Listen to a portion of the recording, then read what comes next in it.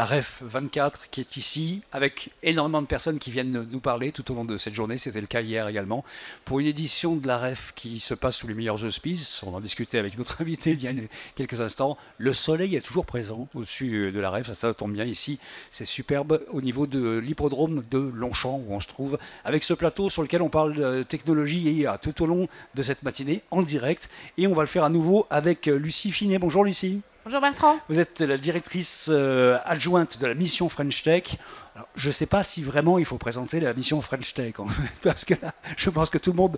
Allez, dites-nous 2-3 petites choses qu'on ne sait pas sur la mission French Tech. Alors, la mission French Tech, nous sommes l'administration rattachée au ministère de l'économie qui soutient tout l'écosystème des startups en France et à l'étranger. Les startups qui vont séduire les grands groupes. Et alors, quel meilleur endroit pour faire ça qu'ici, à la REF, on va pouvoir en discuter ensemble. Ça n'est pas la première fois que vous venez sur cet événement. Voilà, justement, c'est la deuxième année que la mission French Tech est présente à la REF, justement pour permettre aux startups de faire des rencontres et aussi parler business et commercialiser leurs solutions. La mission French Tech, c'est déjà depuis 11 ans maintenant. Donc il y a une nouvelle rentrée qui se présente. Comment est-ce que vous l'abordez, cette rentrée ? Écoutez, aujourd'hui, on aborde la rentrée avec enthousiasme et optimisme.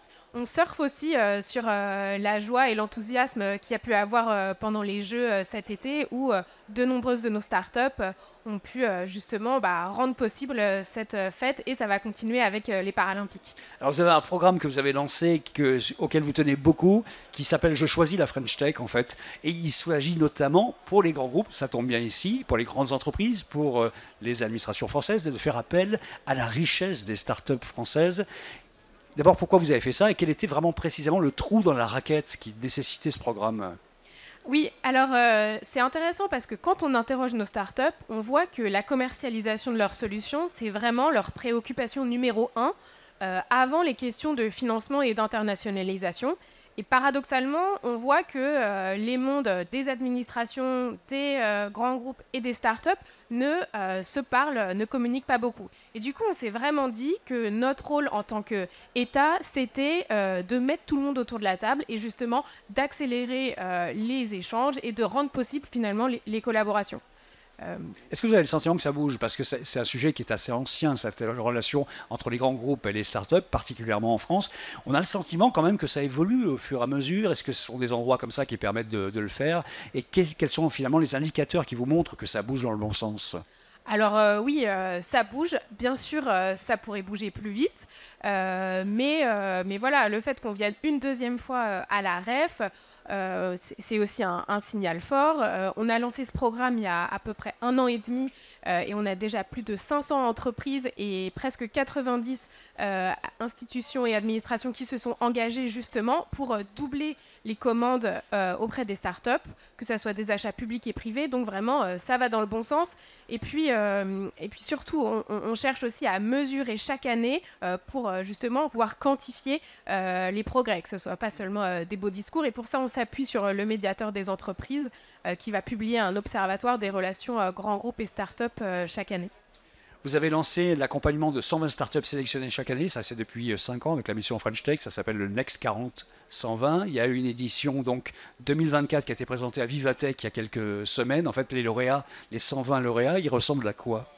Alors, donc cette année, on est très fiers de cette nouvelle promotion de lauréats. Je pense que quelques chiffres forts, c'est déjà plus de 10 milliards d'euros de chiffre d'affaires pour ces 120 startups. Il faut quand même se rendre compte. Enfin, ça devient quand même des acteurs économiques. C'est plus des startups, c'est des scale-up, c'est carrément, voilà. Voilà, mais donc c'est vraiment des acteurs économiques qui comptent. C'est aussi plus de 40 000 emplois dans le monde. Donc ça aussi, c'est un message fort. Et puis, c'est aussi 88% de ces startups qui sont présentes à l'international et qui font de cette manière rayonner la France. Ça, c'est quand même récent, parce qu'il y a 15 ans, c'était compliqué d'imaginer 120 startups françaises qui a un tel pouvoir, une telle puissance et qui puissent rayonner à l'international. Il y a vraiment quelque chose qui s'est passé et qui se renforce d'année en année, d'une certaine façon.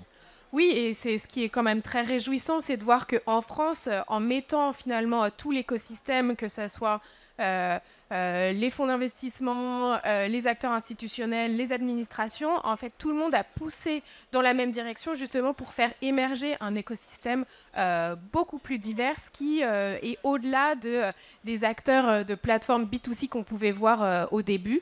Mais maintenant, c'est aussi beaucoup plus varié. Est-ce qu'il y a des secteurs particuliers où les startups sont bien représentées, les startups françaises, et où elles sont extrêmement performantes sur le marché international ? Aujourd'hui, si on regarde le French Tech Next 40-120, on voit que c'est les green tech qui sont vraiment au cœur du réacteur, je dirais, avec vraiment voilà, des très belles scale-up. On peut penser par exemple à Electra dans les sujets de transition écologique qui installe un réseau de bornes de recharge électrique dans toute l'Europe et qui vraiment pense dès son lancement à l'échelle européenne. Vous parlez d'Electra, il y a aussi Vercor par exemple, il y a toutes ces startups qui font des gigafactories aujourd'hui. Est-ce qu'on a finalement quelque chose qui ressemble à un passage au mode industriel de l'écosystème des startups français de plus en plus, ce qui n'était pas nécessairement le cas il y a encore quelques années ?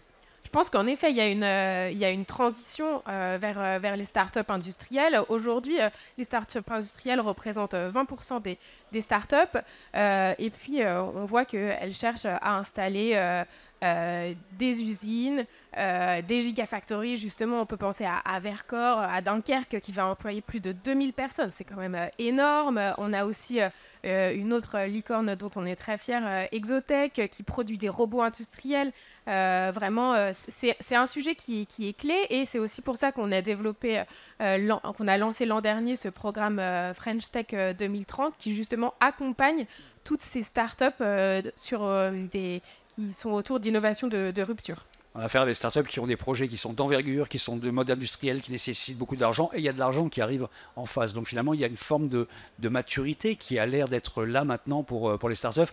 On se souvient des startups B2C il y a 10-15 ans qui avaient un petit peu de mal à boucler les fins de mois et à embaucher le 8e salarié. On est moins dans cette dynamique-là aujourd'hui, quoi. Oui, je pense qu'on peut dire qu'on en est sorti avec vraiment aujourd'hui des entreprises qui sont dans des secteurs très variés. Voilà, je pense dans la maintenance d'ascenseurs, dans la nourriture et l'agriculture de demain, ou aussi, voilà, je disais les bornes électriques avec Electra. Et puis bien sûr, on a aussi les plateformes qu'on connaît tous, qu'on utilise tous au quotidien, Blablacar, Doctolib. Et donc je pense que c'est ça aussi la richesse de la French Tech aujourd'hui. Lucie Finet, vous qui avez une vision un peu générale de l'écosystème des startups, est-ce qu'il y a des enjeux qui sont liés à l'IA qui reviennent le plus souvent en fait pour les startups que vous pouvez accompagner ? Alors, le sujet qui revient le plus, Véronique de Numéum en a parlé avant, c'est vraiment celui du financement. Ouais. C'est celui qui inquiète le plus les startups de l'IA.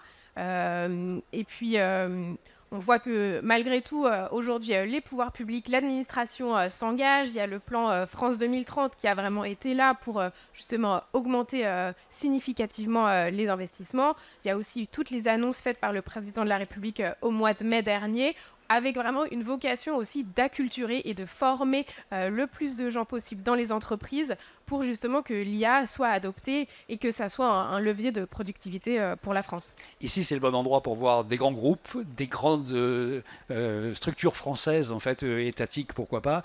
Ce sont des acheteurs potentiels de start-up. Il peut y avoir des exits. Ce n'est pas le cas très, très souvent en France. Qu'est-ce que vous avez envie de leur dire, finalement ?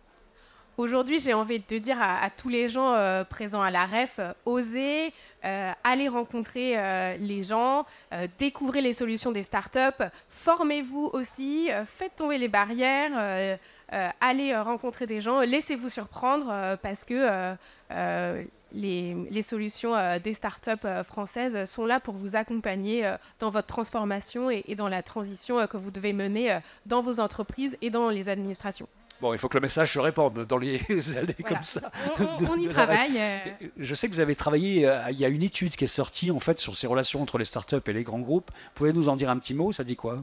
Oui, alors donc c'est justement l'Observatoire du médiateur des entreprises qui nous indique que seulement 3% des achats faits par les grands groupes se dirigent vers les startups. Et c'est justement aussi en mesurant ça qu'on a lancé des initiatives comme Je choisis la French Tech qui s'appuient sur 3 piliers.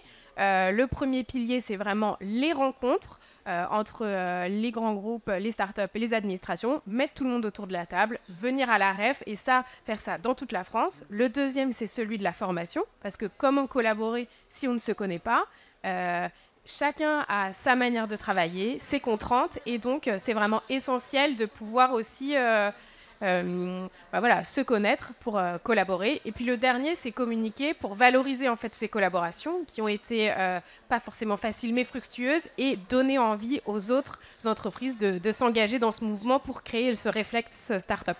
Vous avez croisé beaucoup de startups ici depuis que vous êtes arrivé ?